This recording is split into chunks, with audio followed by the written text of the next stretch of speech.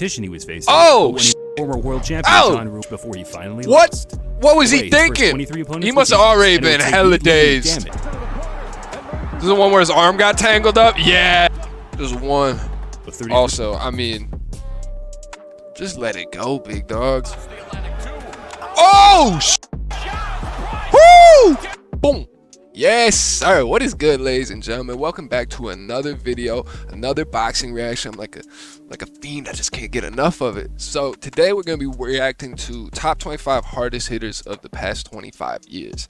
Now that's saying a lot considering how many legends that we've already watched. And to be in the top 25, you got to be able to throw them things. So without much more talking, we're just going to get straight into the video. Down our personal top 25. Without any further ado, let's get straight to it. Perfect.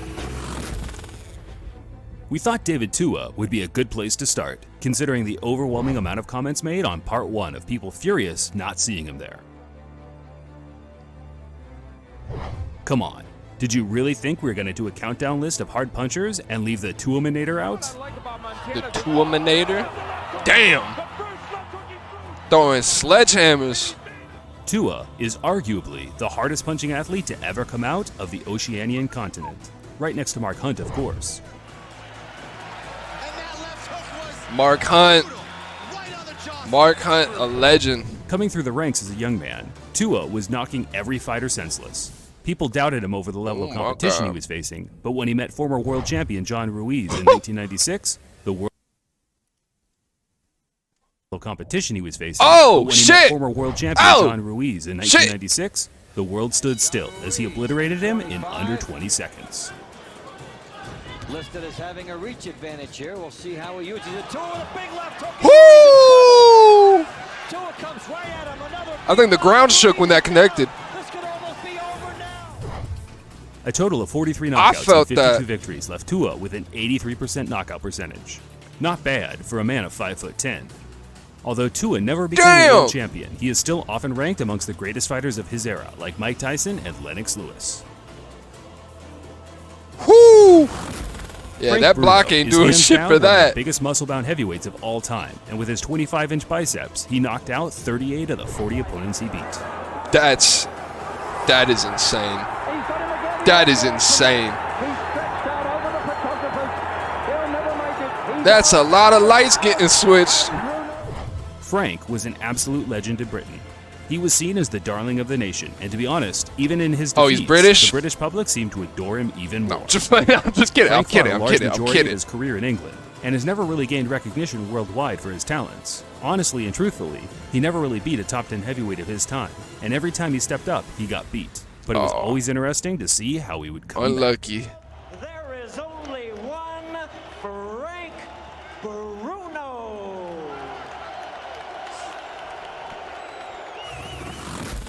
It pains me to think where I'm going to slot Deontay Wilder in this list overall. Don't get me wrong, I think he is without a doubt one of the hardest single-punch fighters of all time. I mean, that's clear when watching any of his contests. Oh, shit! Woo! Woo! But considering he woke up a changed man after that. Beat any serious top contenders outside of Steve Irwin. Oh it my God! Feels unfair to rank him over proven guys from the 90s. Either way, I'm a big fan of the Bronze Bomber and love what he brings to the table. People often criticize him for his wild style and unorthodox gangly footwork, but he's never claimed to be a technical fighter. His job is to go in the ring and knock someone out. And outside of just you're not wrong. Fight, that is exactly what he has done. That is very much so what the job is. They want to see the knockouts, and baby, every time Deontay Wilder have a show, that's what y'all gonna see. Y'all gonna come and get y'all money, baby. Yep. Knockouts, man. Donovan Razor Ruddick is a very underrated fighter from the 1990s. Tyson He's one of the rare boxers that really pushed a great version of Mike Tyson. Gave him a run for it. Oh! Oh! Have mercy on him. Woo! A fairly modest 30 KOs in his 40 wins doesn't really reflect Razor's power at all. His true prime years were from 1986 to 1992. And within that period, he actually knocked out every opponent he beat, using the famous Ruddick Smash along the way. The Ruddick Smash. Damn. Lennox Lewis really put an end to his career in 1992 after wiping the floor with him in 2 rounds. But it wouldn't be until 2015 when Razor Look like that floor need to be wiping wiped. the floor with him in 2 rounds. Little slick. But it wouldn't be until 2015 Little when slick Razor floor finally right hung there. him up, adding an extra couple of defeats to what was a pretty good-looking resume.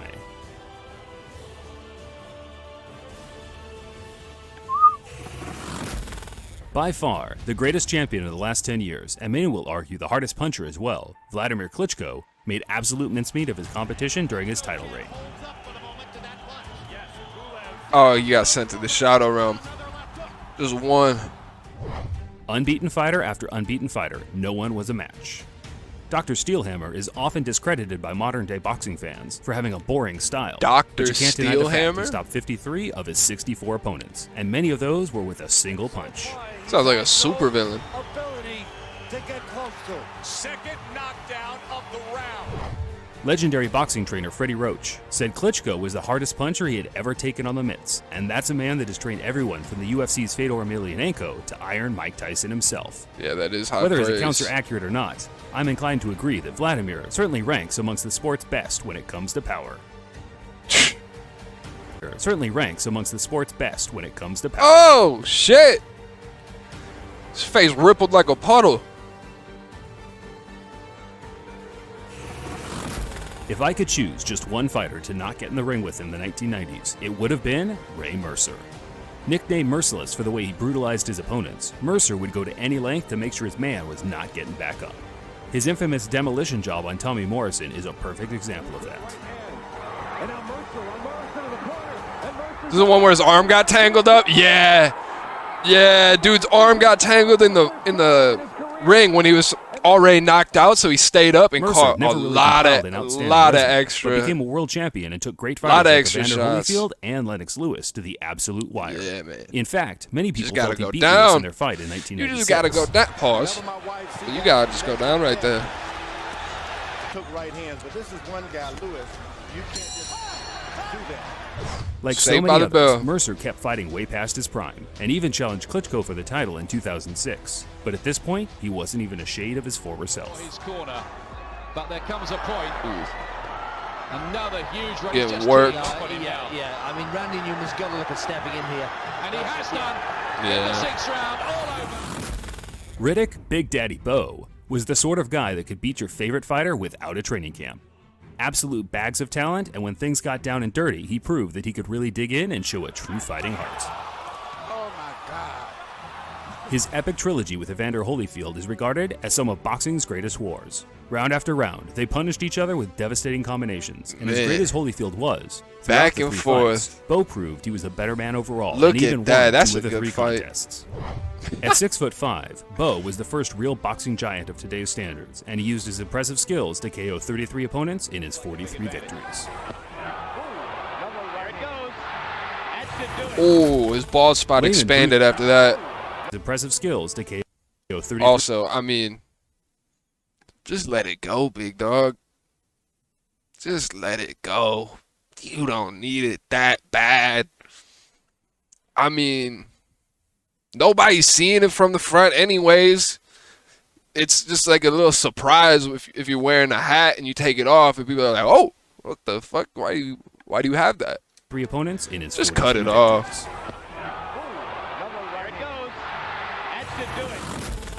Lehman Brewster is one of my personal favorite heavyweights of recent times. You know, every time you tuned in, you were gonna get an excellent scrap. And we're underway here. Brewster comes out firing. Kevin, a big right hand for Brewster. And Brewster hits ATL with a left hook as well. Dude's trying to move. I give him massive props. He's trying to. The hard-punching fast starter blew away his first 23 opponents with ease, and it would take knee ligament damage before he finally What? lost. What was he Away his first thinking? 23 opponents He with must have ease, already and it would been take hella knee ligament dazed. damage before he finally lost. Starter blew away his first 23 opponents with ease, and it would take knee ligament damage Yeah. before he Wait, finally what are you lost. doing? Why are you The just absolute standing in the pinnacle middle of of the ring with your Brewster's hands career was down? in 2004, when he rose off the canvas and knocked out Vladimir Klitschko for the WBO heavyweight title. That's an accomplishment. Get his ass! Get his ass! Get him! Overall, Brewster just had an amazing style to watch. fast, powerful, great movement, and a fan-friendly type of guy. Really keeps it close, too. I've noticed, hey, he doesn't really overextend. He throws a lot of the hooks, uppercuts, keeps it all tight. But for me, there's nothing going out too far. It's all in. Lennox Lewis has actually beaten 11 fighters listed here today. He pretty much tore apart every top contender of the 90s and early 2000s, which for me personally is the most stacked heavyweight division in history when it comes down to pure talent. Yeah, fair enough. Woo! Ooh! You can't get hit with the same punch 3 times. 2 maybe, but put your guard up. Now Lennox you know where the third one's coming. Fights in his career, both of which he avenged by stoppage. Not everyone was a fan of Lennox's style, but honestly, he was just much smarter than the other contenders. Knocked him out the ring. Often enough, he slowed the fights down when he knew he could, waiting for the right time to pounce. I've seen all 44 of Lennox Lewis's fights multiple times. He was kind of a family favorite in my household growing up, and I can honestly say I've never seen someone with a ring IQ as good as his. He dominated and took control of fighters, the true definition of a ring general. It's a lot of fights to... I guess you got a good choice. A lot of choices to go through, but that's a lot of fights to just be rewatching. It's not Game of Thrones or nothing. Game of Thrones is one of my favorite shows. I only watched it twice. What can we say about George Foreman that you don't already know? He won his first 40 fights in a row, most of which were inside 2 rounds. When he eventually got to title level, he absolutely destroyed him, famously lifting the #1 heavyweight in the world, Joe Frazier, off the canvas with absolutely destroyed him. Famously that's a hell of a way to... World, Joe Frazier, he took a hop step. Absolutely destroyed him. Famously tried to hit him with a crossover. This isn't an N1 mixtape. With an uppercut, and he completely obliterated what the hell? 2 rounds. Foreman eventually got outwitted by the great Muhammad Ali, which made him question everything about boxing and ultimately retire. And then, out of nowhere, he pops back up 10 years later looking like a different human being. But he still had that brutal one-punch power. That was slick. Bro, he threw that punch like he was handing him something. Looked like he was dapping him up. In a way, he was. No one was taking Foreman seriously in his comeback, but he shocked the world as he KO'd Michael Moore in 1994 to become the oldest heavyweight champion of all time, an achievement that I'm not sure will ever be beaten. Certainly not in my lifetime anyway.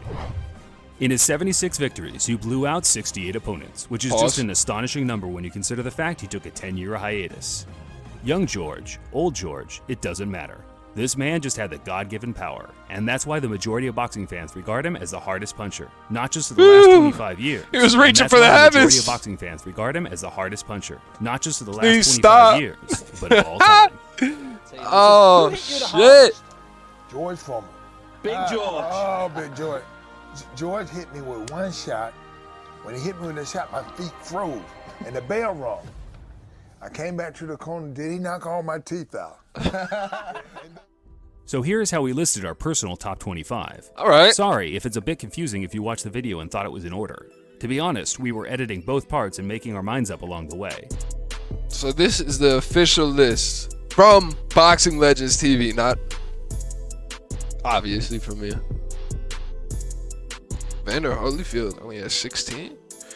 Because this just has to be just hardest hitters, right? Deontay Wilder at 8? Who's 1? Yeah. We all know it. We all know it. Fans, this is Boxing Legends TV, signing off. Man. W video as always. I was expecting nothing less of greatness right there. Man, it sure did come through. And Mike Tyson being #1 absolutely makes sense. What are you doing back there? Special guest.